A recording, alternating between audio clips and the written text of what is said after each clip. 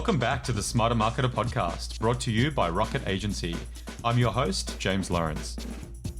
Welcome back to the Smarter Marketer podcast. I am here today with Jahan Kalantar. Jahan, welcome to the pod. Thank you, my friend. Good to see you. Excellent. So we were chatting briefly before we started recording, and I believe that Jahan is the first non-marketer that we've had on the pod. So Jahan was formerly a barrister in New South Wales and is currently a partner at Executive Legal Group, where he heads up the litigation and dispute resolution teams. He's a former TEDx speaker.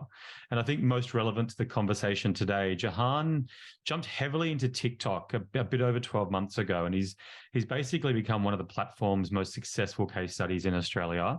He currently has over 300,000 followers. His videos have attracted just under 10 million likes. And so I thought it'd be excellent to have Jahan on to talk about what's worked, what hasn't worked, and his journey on the TikTok platform. So Jahan, welcome to the pod. Thank you so much for having me. I will uphold for all non-marketers. Excellent. Of which I don't think we have any listeners. So you're gonna have to put on your phone marketing hat and do us a service. Excellent. It's on. For those of you that are listening and not watching, he just put a fake hat on. It was excellent. So I think, Jahan, it'd be just interesting for the listeners to hear, like, what made you decide to start promoting your business on TikTok? So, James, my practice is primarily in New South Wales, even though I have, little teams everywhere. Yeah. And it really started in 2021 with the lockdown. So we had an initial lockdown in 2020, and that was really tough. The courts closed down, a lot of businesses closed down, there's a lot of uncertainty, but simultaneously the government released some money and sort of had some stuff in place. But in 2021, around June, July, there was another lockdown announced. And my business, 13 staff, I think, over 7 figures revenue, dropped about 90 to 95% overnight, because we're a litigation law firm. And if you can't go to a court and argue, well, then there's really very little you can do to generate income. And understandably, a lot of clients were, concerned about money, and we kind of took this step. So it was a really stressful time. And I got into TikTok not through, it was purely luck. What was happening is, at the time, Gladys Berejiklian and her office would bring out these daily updates talking about how many people were getting sick and what was happening. And they would describe the situation in atrociously poor ways. They would not explain anything. There were terms like the singles bubble, LGAs of concern, intimacy bubble, which is different to a singles bubble, and then basically, just nonsense. And I would sit there and rage at the television, being like, this is just outlandish. Like, how can they get away with this nonsense? Like, we need something. So I started making TikToks for really just for my own edification. And because I had nothing to do. And it was a way of me doing what I could, which is like explaining, this is what a singles bubble is. This is what an LGA of concern is. And, really, that's sort of how I got started into it. There was no back-end thought around how is this going to help my business or grow. It was purely because I was basically stuck in my house and I needed an outlet. Did any marketers that you spoke to at the time tell you that it wasn't a good idea and that it wouldn't help you grow the practice? I recall somebody having a conversation with that effect. But to his credit, that particular marketer said it may work, it may just take a long time, and that it should be part of a more wholesome marketing mix. For the listeners, Jahan and I are friends, and he kind of came to me and we're talking marketing advice. And I think you're being too kind. I think I said that's ridiculous, Jahan. TikTok is not going to help you drive file openings in a legal firm, and I was wrong. No. You were very. I don't think you were that callow about it. I think you were like, I think you should also look at these other things, which I completely ignored, and have faced no consequences. So really, your advice on this one was off. You're a good man, Jahan. So that kind of that explains why you got into the platform and I guess the early days. What was the journey? Because it's kind of fascinating what happened. So it's really interesting. I had a couple of pieces of canned content that I'd made for other platforms. I'm talking the Meta platform, so Facebook, Instagram, etc. And the acquisition cost of a client on Instagram and Facebook, I'd missed that whole boom. I'd completely missed it. So when I was there, you were paying top dollar for bad eyeballs. And I still think you are on those platforms, particularly in the services space. It is so expensive to differentiate yourself. I would put like $100 behind an ad and get maybe no leads, maybe, 50, 60 views. Terrible, terrible return on investment. But on TikTok, I started posting them with just posting them. Very simple, me with a camera, this is the situation. And I started to get viewers and I started to get followers. And it was very weird for me because for me on Instagram, to get a new follower is like so much work. But on TikTok, I was getting 400, 500 followers in a day. It was crazy. Now, those are from all over the world. There's no verifying they're good quality or bad quality. But just to see that you could get eyeballs at scale with the same content that suffered on another platform really inspired me to keep putting energy in. And so at this point, are you putting any money behind the posts or it's all organic? Okay. All organic. Yeah. And so when is this? It's kind of July, August 2021? July, I can tell you my first TikTok went live July 21st, 2021. Okay. And I had 1,000 by by July 24th. So in 3 or 4 days, I had 1,000 followers. Yeah. And then what happened after that? Well, that's when I realized that what my audience wanted was less stylized content, and they wanted stuff that's pretty they just kind of wanted like information quickly. So one of the learnings that I've had on my journey is that speed and relevance trumps video quality. For example, when Gladys Berejiklian or, Greg Hunt or one of those politicians made an announcement, the faster that I could explain that announcement in plain English, the better that it would do. It was far better to give a terrible video of me, unshaved and looking dirty, explaining it in like the first hour than it would have been for me to look perfect in front of a camera 3 days later. Yeah. And so it was really about demystifying the law and kind of explaining those sort of things. And really commercialization of this was the last thing from my mind. It was purely, how do I get my information out there and help people? Because I was stressed out, and I'm really, I'm a blessed guy. I've got, a successful business, lovely wife. Life is good. If I'm stressing out, people who've got real challenges, they're really stressing out. And I just wanted to see what I could do to ameliorate that. Yeah. And then talk to listeners through what happened, I guess, up until kind of Christmas last year. And then after that, what the explosion has kind of looked like. So it's really interesting. It's not been linear at all. What will happen is there might be days or weeks where nothing meaningful happens, and then you make a piece of content. So, for example, nothing. I made one about how Squid Game, if you remember Squid Game, how Squid Game is probably illegal, right? And it was just, it kind of just hit the zeitgeist at the right time and sort of like went, larger. And I kind of tried different things and bits and pieces that sort of worked and didn't work. One of the first times I went viral was when I made a video about Gladys Berejiklian resigning. I keep saying Gladys Berejiklian, full name, Gladys, resigning from Parliament. And basically there was an announcement at like 2 p.m., I think, about, I'm resigning because, there's this and that. And there was an ICAC corruption inquiry in the background. So I was at a client who is a manufacturing and construction concern. And I was like, guys, can I have 2 minutes just in one of these? And I went into a demountable. It was disgusting, trash all around me, dirty room, loud. And I made a quick video that basically explained Premier's resigning, corruption allegations. This is how ICAC works. It was the worst shot video. Like I've tried to track it down. It's hideous, but it gave the relevant information that people could easily understand the problem. And it went viral. And then I realized, so that's what people really want. They want information that simplifies things, that is just outside of their scope of Googling. Yeah. And so I kind of made little pieces of content here and there. And I grew a pretty good organic following to about 70,000, 60,000. I don't know how long that took, but it took a long time, because there would be weeks where nothing would happen. And then boom, a piece would go crazy and you'd get all these followers. And it was what was really rocket fuel for me was explaining with specificity what was happening in the Johnny Depp and Amber Heard case.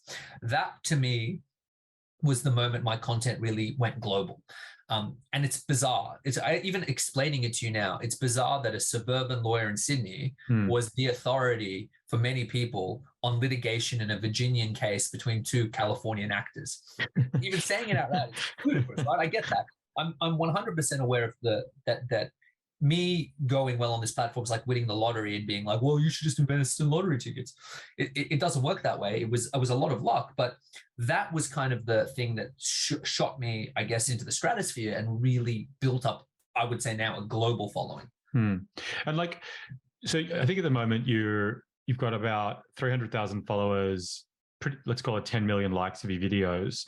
If you get a hit with a piece of content and it does go viral, like how many likes or impressions will that particular TikTok kind of generate roughly? It really depends. So for example, recently I had a piece that went viral, which was me. There was this awful case in the US where this poor 17-year-old kid and his friend are having some McDonald's in a car. Police officer comes up, says, tries to arrest them and then shoots at them. Horrific stuff. That's got about 500,000 views, but it's not, and it's liked, but it hasn't led to many followers, which is fine. You can't necessarily, there's very little link between the piece of content and followers and likes. Sometimes it's pure curiosity. Sometimes it's not. A piece I made about Optus being like, terrible and how the way they, what they've done is unacceptable. That got me tons of followers, but not very many likes. And they were very localized followers because there were people who were, freaking out. They've lost my license. They've stolen my data. So you can't really say a like is equal to a follower, or you can't say that views is going to lead to likes. In fact, it's very, very common for a piece to go viral and that creator not capitalize on it correctly. Interesting. Look, I guess talk to us about, because I think there's two sides to, I guess, all social media, right? Whether you deem TikTok a social media platform or not, but you've kind of got the paid side and you've got the organic side. This conversation is firmly on the organic side. What are your learnings? Like, what are those TikTok 101s that will help listeners if they are focusing in on trying to build, whether it's personally or for their brand, to get the reach, to get the likes, to get the following and the engagement? So I've explored with paid as well, and there's a couple of strategies you can use to do that effectively. You don't want to put paid behind behind copy or content that doesn't do well, because it's just like, well, you're boosting something. The most important thing I think for short form video content is, firstly, it is so new and so different. You can't really ascribe tradition. Well, you can use always the same traditional marketing principles, but it's different. It's a new, and the medium informs the message. So when I talk about TikTok, I know TikTok can do 10-minute videos now. I know it can do 3-minute videos. There is a place for that. YouTube is 10-minute videos and 3-minute videos. There's other channels that make more sense for it. TikTok is trying to capture the entire spectrum, and it very well might. But for now, when I think of TikTok, I think about a 5-second video, probably do about 2 minutes. That's really the length that I think people spend on TikTok. And the first and most important message with any social media is it's a microphone. You cannot loud people into caring about what you have to say. If what you're saying is banal or irrelevant or doesn't connect, saying it loud is not going to change that. Same with comedians. You can give a comedian the best microphone in the world. The joke's not funny. The joke's not funny. Saying it louder and amplifying that isn't going to work. So people come at it with the wrong perception. They come at it with, how am I going to get followers? How am I going to grow? Don't look at it like that. Say, how do I create amazing content? How do I make the content amazing? And how do I get this in front of people who want to hear it? And then the followers will come naturally. The pyramid, most people that I've spoken to who really want to follow fast, the pyramid is inverted. You've got to invert the pyramid. You've got to think about, how do I make amazing content?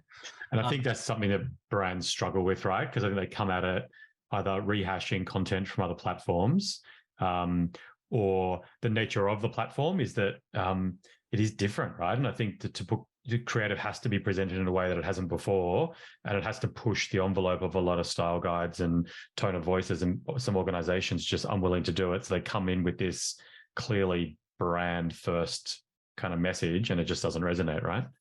I think that's right. So, the best example is Instagram. Now, Instagram is trying to become like TikTok by putting in reels, which are interest-based, and you'll like a cute photo of a dash-in, and they know a little bit about you and various other bits and pieces. But Instagram is, what worked on Instagram was highly stylized pictures, a beautiful picture. In trying to become a video platform, I think it's sort of mixing its message. And it's obviously upsetting for all of those people who've got like 8 million Instagram followers, because, that would be devastating to have a following of that size, but no longer be relevant. And same, I'm sure, with people who've had Facebook pages. But with Instagram, if let's say you sell tanning lotion, you can put your tanning lotion with hunk A, B, and C and babe A, B, and C, hypothetically. And that's nothing weird about that, because people will see, and because it's based on your profile, you will get access to hunk A, B, and C's profile, and hunk A, B, and C's audience, and babe A, B, and C. Forgive the vulgarity, but we're just using simple examples. Hunk 1 and 2 are us, yeah? Yeah, absolutely. That's right. The 4,000 people who want to see us oil. That does not work on TikTok. TikTok, you need one avatar that is the brand, that speaks with an authentic voice, because what TikTok is doing differently is it wants genuine relationships to be created with the creators. It wants an authentic voice that is not buy me, buy me, buy me. I don't think I've ever talked about my services, what they cost and what they are on my TikTok. I say, I give the information away for free, and I'm pretty upfront about this. I say, I'll tell you how to do it. If you want me to do it for you, you got to pay. But I give the information away for free.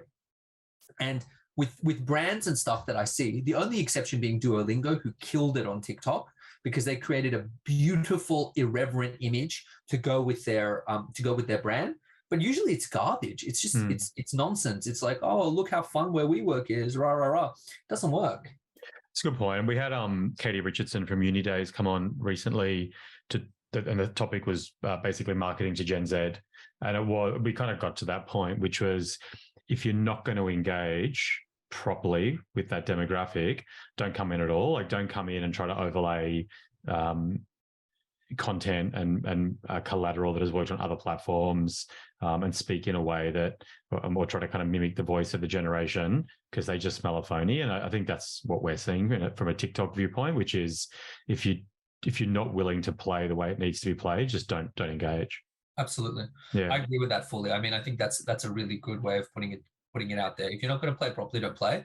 Don't come in there. I mean, these are people who have been lied to their entire lives. They've been told myths, and I understand Gen Z have an understandable dislike of the establishment. I can understand why. The planet they've been handed is garbage. The economy they've been handed is garbage. And now you're going to tell them that, you're going to sell them the same old slogans. Don't do that. Just don't play. Just don't play. Better than, whenever I'm thinking of a piece of content that's gone wrong, the ultimate example to me is the former Prince Andrew giving that PR speech on Newsnight, where he went on and gave that interview where he said, I don't swear, I'm a Pizza Express. Said all of this nonsense that it's better to say nothing than to go in and do something that will devastate your brand. And a lot of people on TikTok are making this corny content that not only doesn't help them, but people mock it, and the brand equity drops. Yeah, it's a really good point. I think we've talked about TikTok privately together. I think just interesting for you to talk about how it's based on interests. I think you are so knowledgeable on the platform, even though you're technically a lawyer, Jahan. So I think it would be interesting for listeners just to hear your perspective on how the actual algorithm works. So the algorithm itself is beautiful. And there was actually, I think, a study done from the University of Basel, if I'm not mistaken, which said that TikTok is so good at predicting what you like, it can actually detect whether or not your sexuality before you do. A lot of users were finding out that they were being served content that, appeals to, LGBTQI stuff because they like it. And even they are not aware that they like it because of the way they interact with it. So TikTok has something called the For You page, the FYP, and the FYP determines content that's going to be shown to the masses, kind of like a scrolling TV channel. You've got your following, which is what you'd have on Instagram or something else, but you've got the FYP. And it's based on a whole myriad of things. The ones we know for sure is how long you watch, how you interact with it, and do you share it / bookmark it / have something else with it. Now, TikTok is unique I mean, Reels is similar now, but TikTok was unique, and I still think is unique in that it is based on interests, not profile. So let me explain. You can be a nobody creator and make a piece of creative that goes absolutely viral and is seen by millions of people, even though you're a nobody creator. Now, that doesn't mean that they'll follow you, doesn't mean they'll capitalize on it, doesn't mean anything, but your content can stand on its own merit. So a 15-year-old who makes a stupid movie has just as much a chance to go viral as someone who's like a film studio putting in a lot of work. That is fundamentally a shift from all other networks, which are, hey, I'm Jahan, you like Jahan, Jahan makes content, here's Jahan's content. Yeah. That is why it's taken the world by storm. It is because of that, anyone can do it and anyone has an equal shot. Obviously, as more people have flooded to the platform, creators, it's harder and harder for your creation to get on the FYP and be shown to the right eyeballs, but it's still so easy compared to Insta, compared to any of those other platforms, which reward really physical beauty. They do. They reward physical beauty. They reward stylizedness. They reward, I guess, the highlight reel of your life. TikTok is more like just the everyday existence of it. And I've spoken to a lot of creators, and what I've really has been interesting to me as an average looking guy with a good vocabulary is that the amount of beautiful creators that are like, oh, I can't get anywhere on TikTok because they have nothing to offer except their looks has been profoundly interesting to me, because there's that many beautiful people on TikTok. Unless you're adding something additional to that, it's very hard to kind of break out. Yeah, the nature of the algorithm kind of rewards relevance, right? Relevance to the end user, as opposed to any kind of construct around that. And I think it'd be, for those listening, definitely worth checking out Jahan's content on TikTok. Jahan, what's the handle? Jahan Kalantar Official. And it is interesting. Like, a lot of your videos are quite lo-fi, as you've kind of mentioned, and you do shoot them when you're walking on the way to work, or late at night when you're at home, or when you're at work. And it is that kind of responding quickly to topical things, as opposed to high production values over stylized. It's very much just about really relevance, isn't it?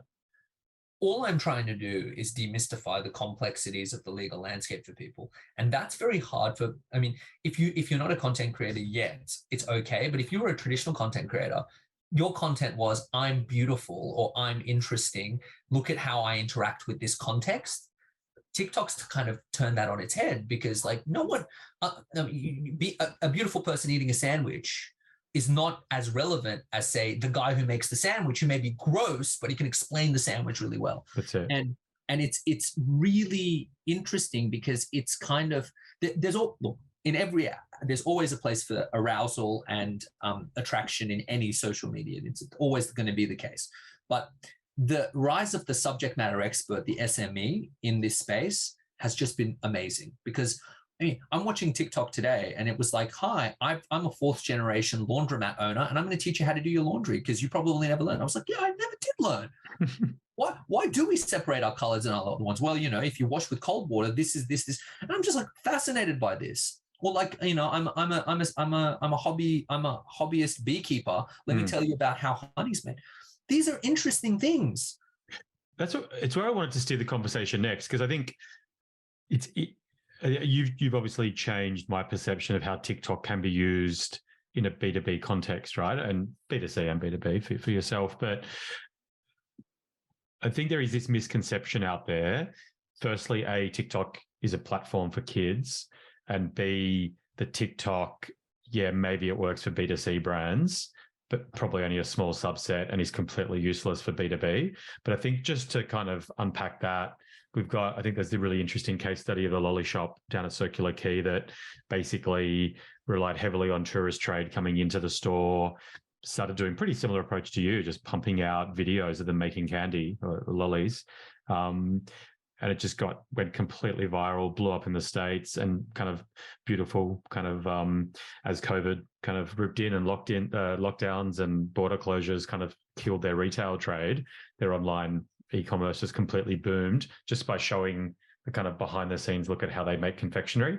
But just any, I guess, other examples around businesses using TikTok to build audiences and eventually revenue.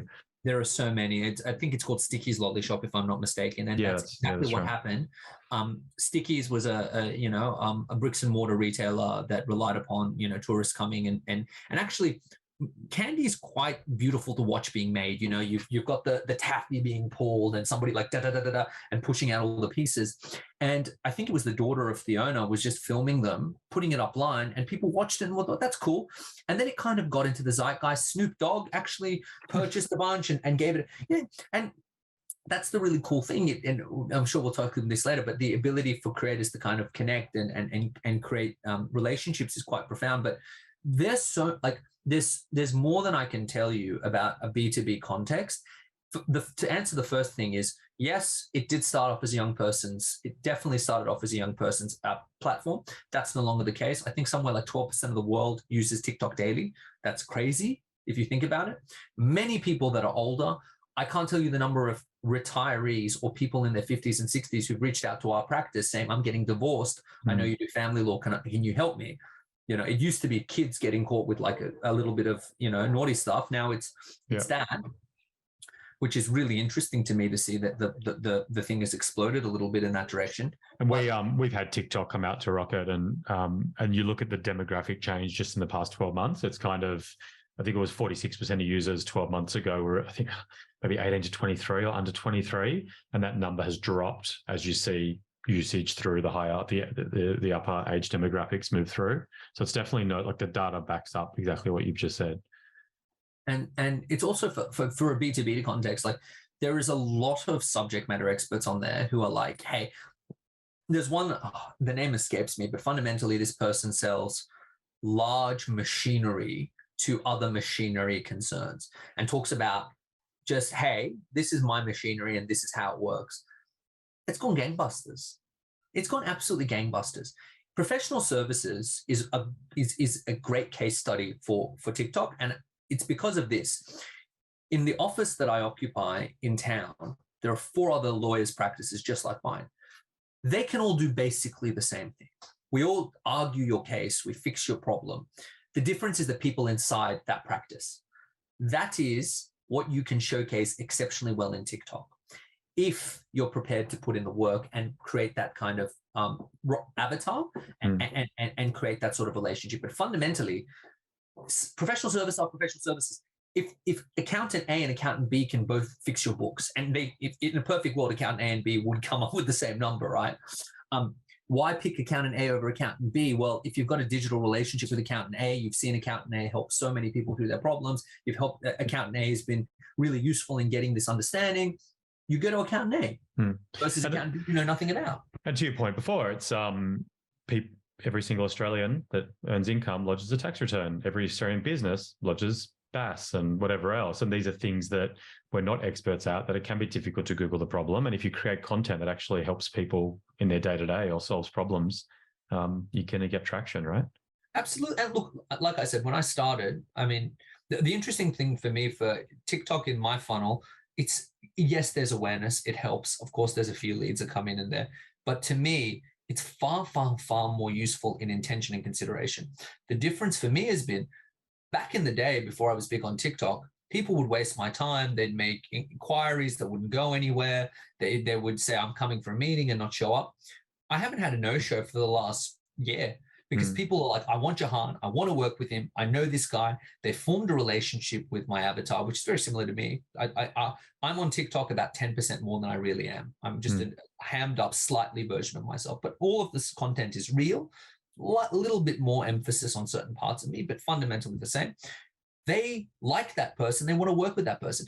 I imagine that TikTok has driven a ton of people away from our practice who didn't know about it, but they were never going to be the clients we want to work with. Yeah, that's it. So that's been really helpful in that, for me at least, it's clarified who wants to work with us, and it's created a really good holistic approach to who wants to work with us.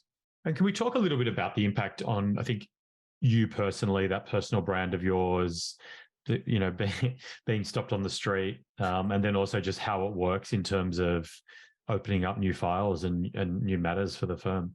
Yeah, being completely upfront, it's still bizarre to me.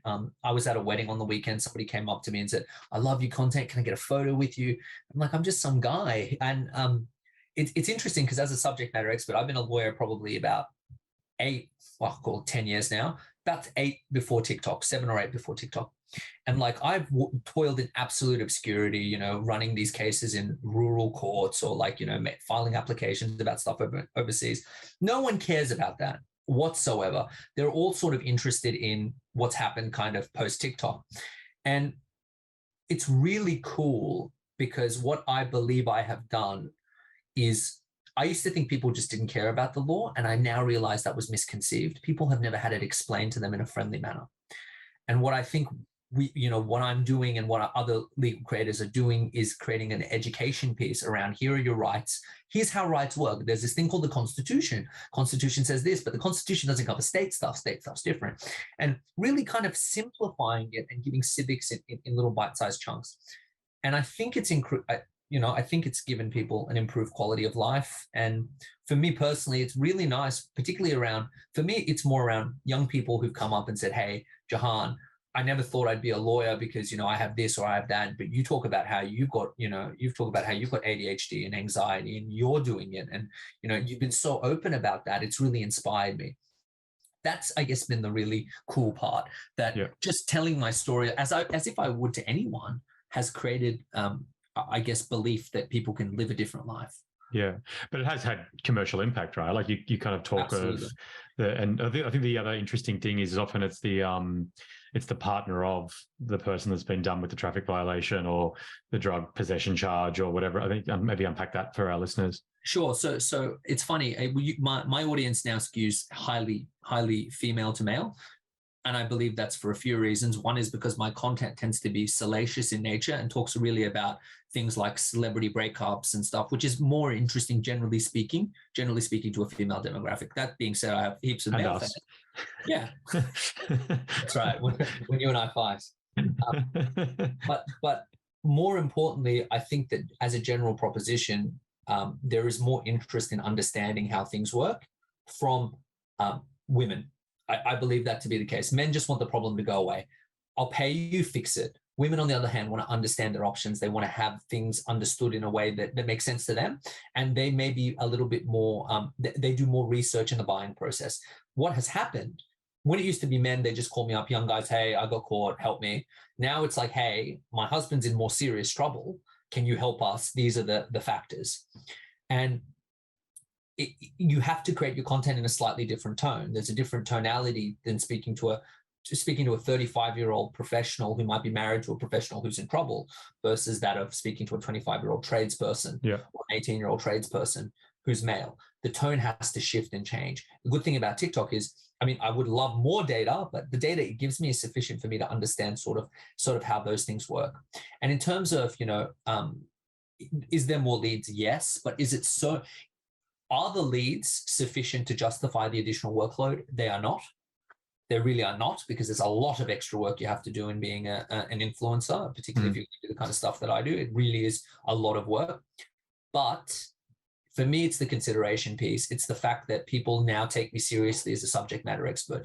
And it's not all finance. Yes, there's a commercial benefit. There definitely is. My accountant has said, hey, your marketing spend went down, but what happened here? And we pinned down, it was TikTok. It was when I started my TikTok, not when I started, but like about 5 or 6 months in, hey, something's happening here. I don't know what it is, but keep doing it. But for me, it's less commercial, but more like I've got a seat at the table now. Like, people, when it comes to things that are important to me, like, drug policy, when it comes to things like, mental health challenges, when it comes to things like refugee and First Nation Australian rights, people actually approach me and go, hey, you talk about this, what do you have to say? That's, to me, far more useful. Having a platform where I can voice my thoughts and have them taken seriously is profoundly useful. Yeah. And you've built a quite significant personal brand, right? Like you've been picked up across lots of mainstream media as a result of being the TikTok lawyer and whatever else. And where that goes long term is kind of not for I've got some options, right? And it's pretty cool. Like, I'm very lucky whenever the press decide to indulge me in a story. It's not always good. Like, it's so funny. I don't really do a lot of Redditing, but I was on, I think, the Daily Mail, and the amount, it was put up on the Daily Mail. It was like slow news day, or this guy, who does he think he is, does like a small claims traffic matter, and he thinks he's like, Atticus Finch. Like the proper like malicious attacks that my friends in the law will forward to me because they're all jerks. But it is just this interesting thing that, you start to get a reputation as being that person who's doing that sort of stuff. Sometimes the press misquote you. I've had people like misquote me horribly, and it's had bad consequences for me. But I take the view that not all publicity is good publicity, but fundamentally, every piece of content I make, I think, how is this benefiting someone? Who am I speaking to? How do I get this in front of the right people? And how am I using it to make someone's life better? I'm not in the business of making content for anything other than that. Yeah. And you've reached literally millions of people, right? And the reality is it's like in kind of conventional old school media land, it'd be kind of like, being on TV and broadcasting it to half the nation. And you're going to have segments of the population that don't respond well and don't like you and whatever else, right? And that's probably parlays into the next kind of area I wanted to go into. We've talked about some of the downsides or some of the hurdles that you've had along the way. I think it'd be interesting for listeners because it isn't all just create great content that puts the viewer first and goes viral and suddenly you're inundated with work. There are some challenges to operating in the TikTok ecosystem, and so maybe just talk about those for a few minutes. Yeah, sure. I think that firstly, it's a lot of work. It's a lot of work. If I knew how much work it is, I don't know if I would do it again. It's a lot of work. Yeah. Creating evergreen content, coming up with innovative ideas, thinking about things, responding to things, answering messages. Because, I'm sure maybe there are creators that can. I can't outsource the way that I speak to people to others. If I get a desperate message, hey, Jahan, I'm really stressing out, I'm worried, help me. Like I feel compelled to call that person back and like assist them. If somebody's leaving me, comments, I feel a need to reply to them because they've created a personal relationship with me. And I'm sure at some stage it will become unruly to do that, but it's a ton of work. Yeah. So if you're entering this journey, it's not like I'll post once a day, I'll post 5 days in a row and then I've got to make it. Like it's going to be work. It's going to be a lot of work. Prepare yourself. Yeah, that's good. And I think the other thing being the penalty system, I think that's kind of makes TikTok a little bit unique there, how that kind of operates. So TikTok's got an interesting terms of service, and they may not like this, but I think it's really arbitrary when they give you strikes. Over time, as I've become a bigger creator, it's kind of slowed down a little bit, but certainly in the early days, if somebody reports your content, it's shoot first, ask questions later. So they will just penalize you, shadow ban you, which is reduce your access to the For You page, stop you from posting for several days, stop you from commenting, stop you from going live, as a way of saying, don't do this, even if it's unjustified. In many cases, it is. There's an appeals process. Sometimes they deal with it incredibly quickly. Other times, I've got an appeal pending from September. Crazy stuff, like September last year, So if your entire presence is on a single platform and you get deplatformed, you're screwed. That's always a worry for me. Like if I get deplatformed, it's over. It's done for me. I've got like 5,000 followers here, 5,000 followers there, but compared to the 300,000 I have, it's nothing, right? Yeah. So the arbitrary nature of it really concerns me, particularly since I'm speaking about controversial topics, which is inherent in the law. Brittany Higgins, Bruce Levitt case is Bruce Lerman case is controversial. It's a controversial. There's no way to talk about that without it potentially offending somebody. There's no way to talk about the uprising in Iran without potentially offending somebody. There's these topics by their very nature are controversial and interesting, and so when you discuss those matters, you always run the risk of you're going to piss someone off. Do you are you verified with TikTok? I'm not. So is that a thing that exists in TikTok? It is. I put in an application. It didn't come back for some reason. I don't know. Yes, there is. Yeah. There's the blue tick. I imagine if I get that, I'd feel a lot more secure. But yeah. Hey, TikTok, if you listen to this with James Lawrence, verify me, baby. We'll see what we can do, Jahan. And do you have, as a creator, do you get access to anybody at TikTok in any way in Australia? I have a friend who happened to work at TikTok, and that was sort of useful. But no, I think once you reach a certain, but then the question becomes at what level? Like I would think 300,000 is a lot. Yeah. For Australasian. Like I thought that would be enough to have someone give me a call and be like, yo, I'm Jack with TikTok. Yeah. How can I help you? But, I'm probably small potatoes. You're people who got like 47 million followers, right? Like, Mm. Maybe I'm a big fish in a small pond, or maybe I'm not even a big fish in a small pond. Mm. So I'm sure at some stage that will happen. I'm not there yet. Interesting. Jahan, it's been a great journey. I mean, what's the plan? We're going to continue creating content and building the following and then the reach within Australia and abroad? I am. I'm going to continue to talk about things that are important to me and that I think are interesting to my audience. And I'm going to keep educating on the law. A couple of things that are going to be really, really cool is I've just opened a consultancy that helps businesses understand TikTok. So if you want to talk about that, reach out. More than happy to help you on your TikTok journey. I'm preparing some online courses and other materials that I think will be really helpful.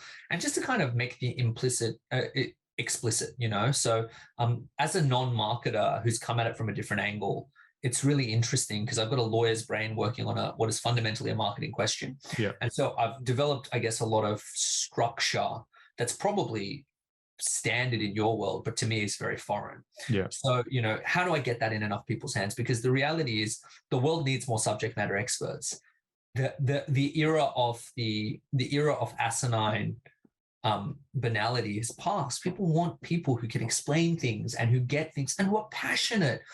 It's really, this guy talking about laundry today is passionate about laundry.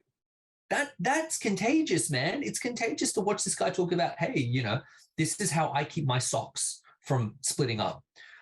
By the way, you put them in a mesh bag. Such a simple thing. You could diversify your stream into some laundry stuff as well as the legal. Absolutely. Here I am talking about how to launder money, and this is about launder. That was good, Jahan. I always so first of all, with that, how do people get in contact with you if in terms of that the kind of the TikTok side of things? Feel free to reach out to me on you can reach me at jahan.kalantar, the executive law group. Yep. I've got the agency. I've got to get to some of I should probably speak to you about getting some branding and marketing done. Thanks, Jahan. I'm glad we came first to mind. Yeah, well, that's right. I hadn't thought about it till now, but seeing you there, path of least resistance. Jahan, you can reach me on any of my socials. I'm pretty good at getting back to you, or LinkedIn. And just to talk about TikTok and how it can help your business grow. That's awesome. Okay, and one last question. I always ask everyone that comes onto the pod this question. What's the one piece of marketing advice you'd give to listeners to the pod? And happy for it to be general marketing, advice, or as it pertains to your learnings in TikTok. I think the best piece of marketing is that you have to be authentic and you have to be yourself and you have to speak in your own voice. I'm very lucky in that when people imagine a lawyer, they do imagine someone they either imagine someone quite lugubrious, sad, off the snow walls, or they imagine someone quirky, ostentatious who goes to court and says large words and has a bit of a mustache and has a bit of a personality. I'm very lucky that what I present as to the world is sort of the perception people might have of what lawyers are and do. But that's not deliberate. That's just happens to be who I am. I have found, and this happened when I started my business years and years ago, if you pretend to be something you're not, you may grow, but you're going to grow in the wrong ways and you're going to hate yourself. Just be authentic, like really be authentic. There's a place for that. If you're a grumpy, miserable jerk, there's a place for that. There's actually probably someone who will find that very endearing, but you have to be honest. And what I think that particularly Gen Z, millennials, younger generations are so good at is sniffing out dishonesty because they've been served the bum deal so often that they have a finely tuned BS detector and you're never going to get past them. Good advice. Jahan, thanks so much for coming onto the pod, sharing your journey and spending your time with us. Thank you so much for having me, James. Truly a pleasure, man.